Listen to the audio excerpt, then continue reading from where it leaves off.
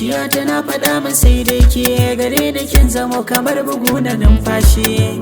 Na taho gare ki gani yan mata gare ki ke kaɗai a so nake warin rashi. Mai cikar aji kin zarce mata na ga kin kai san baki shan kanshi.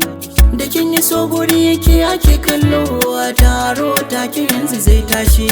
Tun daga ki ba zan kulle kowa ba, ni ba zan kulle kowa ba.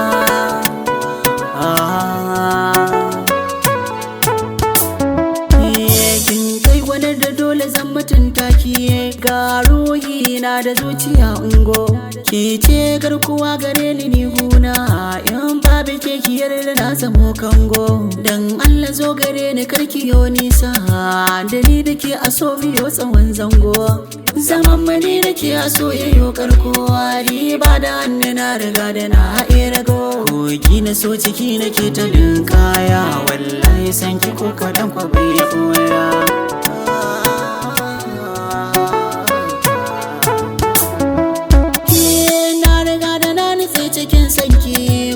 An ban kira ba za na waigowa, ke kin zamo garin cikar muradina, ko fata zuci ke ɗai na bako ba. Kin yau da ban sarauniya a gaida ki, dan ke ba za na kara kulla mata ba.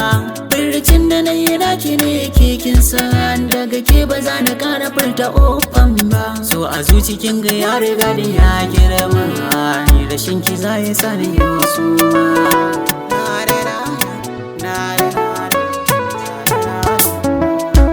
Sashi na zuciya gurin da zan kai ki, na san zaki samu duka fifikowa. Kaunar ki ni gadan na tunkara, ba ni jin akwai abin da zai tsikowa.